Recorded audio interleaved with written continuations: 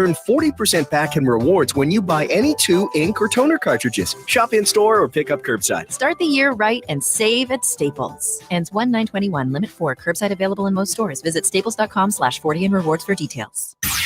Michael Devine, broadcasting live. That's right, I'm broadcasting live. I'm not dead, though that was a rumor for a while. Oh, good, he's gone. Oh, we have our Nevin Conrad is our guest. Yeah, could you switch over there? We have to get your face. There we are. Yeah, we're if you go to my Facebook page, which is at AM 1400 KBFD, the voice of Fort Dodge, or any of the Alpha Media websites.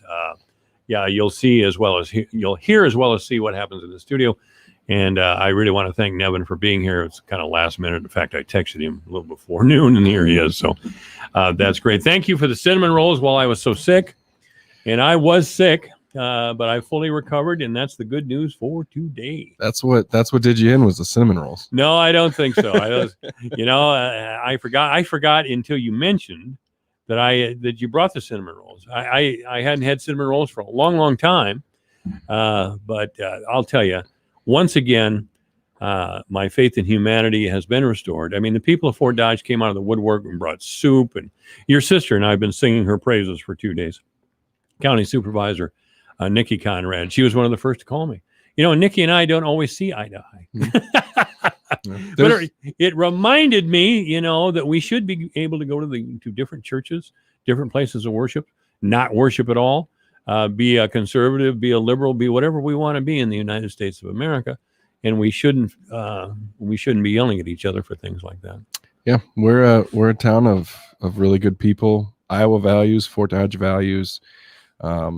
We see it all the time. People willing to help out when other people are in need. And when I texted that morning, I don't know what I was expecting the response to be, but cinnamon rolls from J Mars. I was like, well, all right, that's what he wants. Yeah. Nevin made the fatal mistake. Is there anything I can do? And I thought, you bet.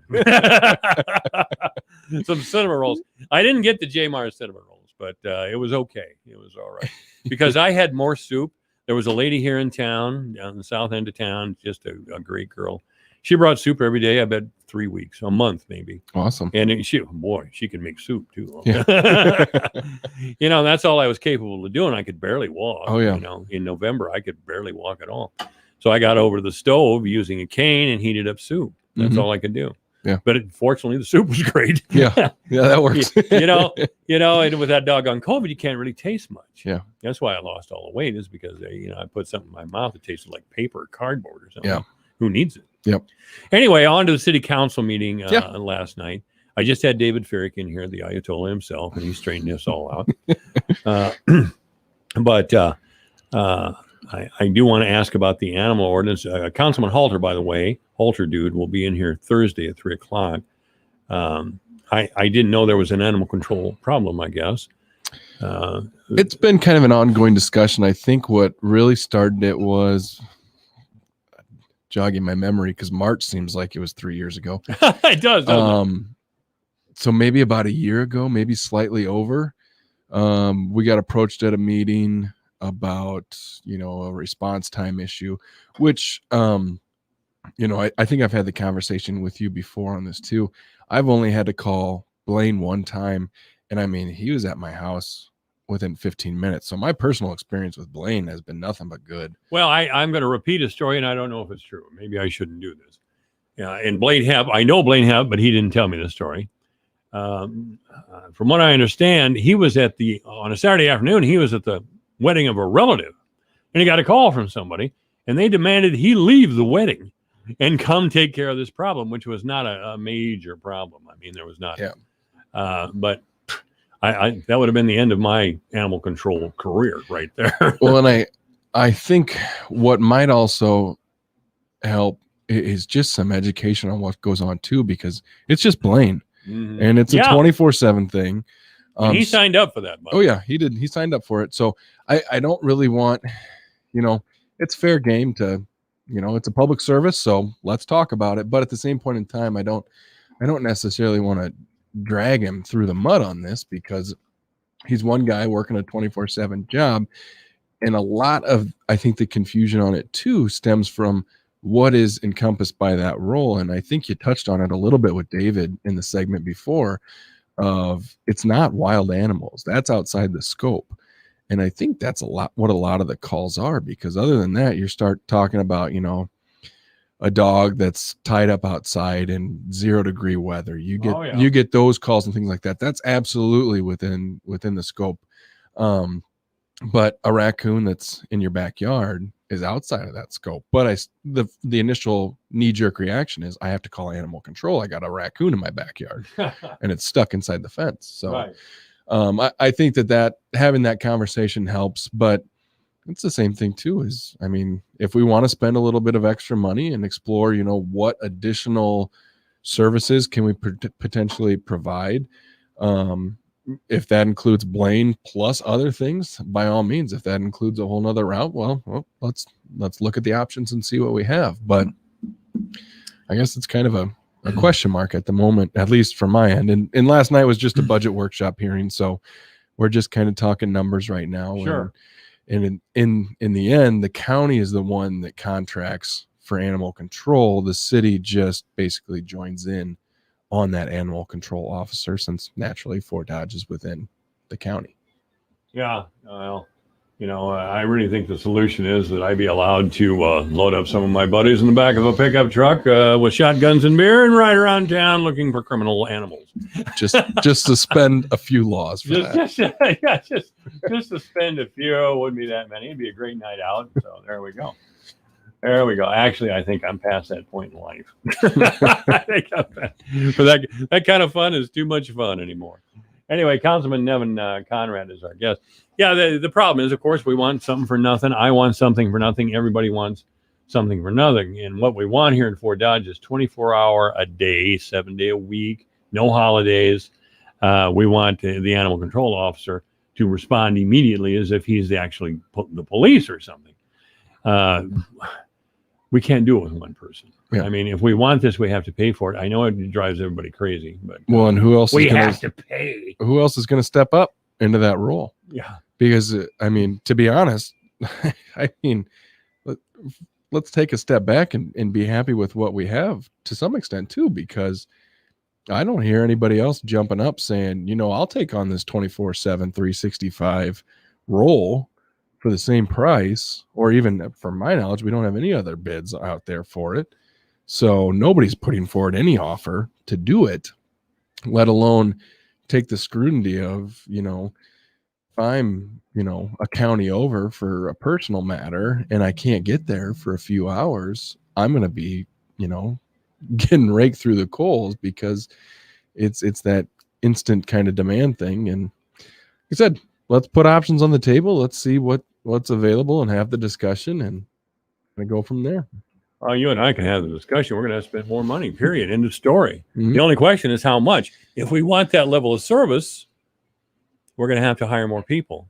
Well, and that part of the conversation, that took place, that Councilman Menke brought up was the... I'm going to forget the name. It's a feral cat group that comes in out of Humble, and they trap these feral cats in different neighborhoods of town. They've started doing this basically just out of donations at the moment, and they'll trap them.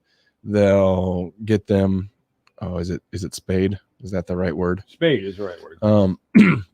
And then they'll just bring them back and they'll release them into the neighborhood. So while it may look like the population of cats is not shrinking, they are no longer able to continually have more stray cats out on the street. So, but again, they're working off of donations right now. And is that something that we allocate funds for in addition to the animal control position to help address some of these problems? Because, you look at Almost Home and they're pretty much full of cats all the time. Oh yeah. I don't think they've ever been at a point where they haven't had to turn cats away. It just seems like the cats go in and they stay there. And I know we have a lot of cats, feral cats. Mm-hmm. You go down by the river, or even come to my neighborhood over by Corpus Christi Church, behind Corpus Christi Church down in there. Lots of cats. Yeah. Wow. Just a bunch. I didn't know that until in the last few years. So, like I said, it boils down to the budgeting process and what funds we want to allocate. And last night we had the conversation about police and fire as well. And the county emergency management bought a drone this year. So I told Roger They did. All right.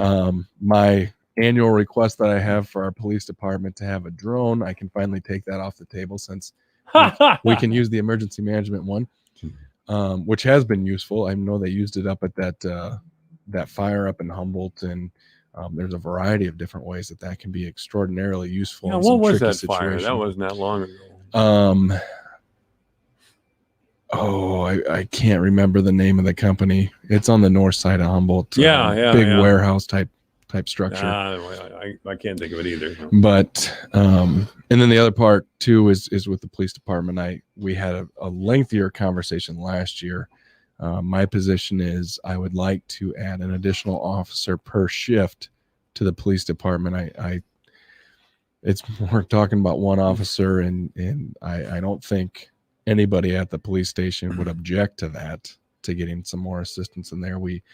Seems like we continually have the discussion of prioritization of calls. Yes. When we have our patrol officers out there and we have, a group of calls all at once, what's the priority?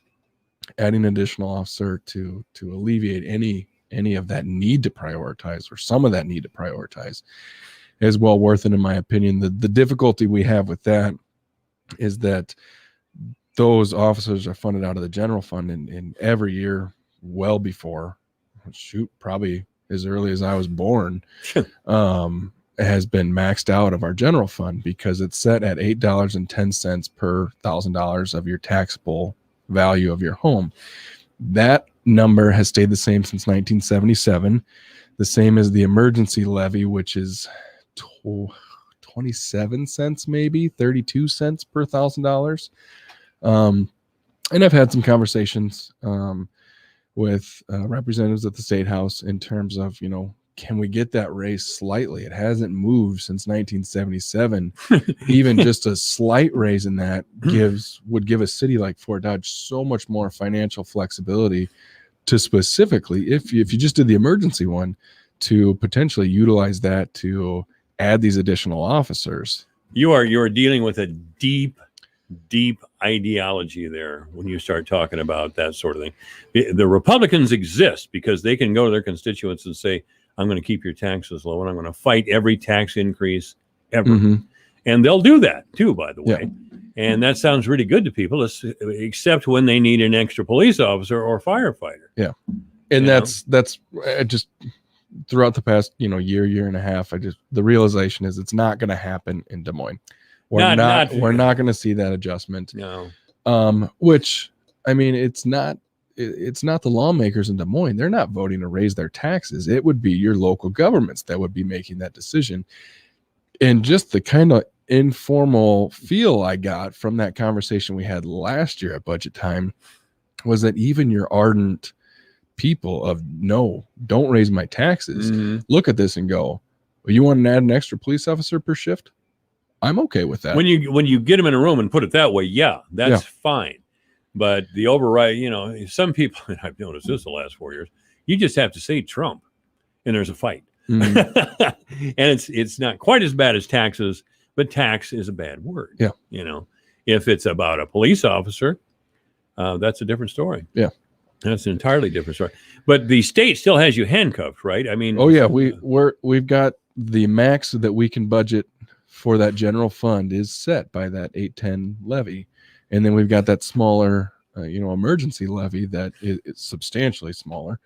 But again, those were set in 1977, have never been adjusted for inflation. Now you can make the argument that home values have risen in that same period of time. 43 years, 44 years. But if you're going to make that argument, then my counter to that would be, well, your police department looks a heck of a lot different now than it looked in 1977 as well. We're talking body cameras. We're talking, Roger said last night, new body armor for each officer every 5 years. We got to cycle through those body cameras. All those things are expensive and are things that, are now a regular for every patrol officer that maybe were, a few were kept in the office back in 1977. They, Wasn't alive in 77. I don't think our officers were walking around with bulletproof vests. I was too, but I had a different relationship with the police at that time. So that would be my counter is, we're dealing with a much different police department and law enforcement in general than we were in 1977. And I also commended Roger last night. I know 2020 was an extremely rough year for law enforcement, and we're seeing that in applicants to not only locally but across the nation. Is there's not many people signing up on these lists. Why the hell would they? Good question. Fort Dodge isn't so bad, but why would you go to Kenosha, Wisconsin, for example, or why would you go anywhere or Portland and ask to be a police officer? And that's where, there was a lot of conversation about, should law enforcement be responding to mental health calls, or should we take funds away from them and divert it someplace else? My approach on that is, no, we keep our funds with our law enforcement, but why not we find other funds to put in that mental health prerogative? And Berry Hill's doing a fantastic job. We've got so many new mental health services in the past 2 years that we didn't have that we can utilize to hopefully keep. I don't think it's enough. It's really not enough. No. I think we have to remember Al Henderson. A fine man, died tragically and needlessly in my mind. I think it was a massive failure of our community that Al Henderson is dead.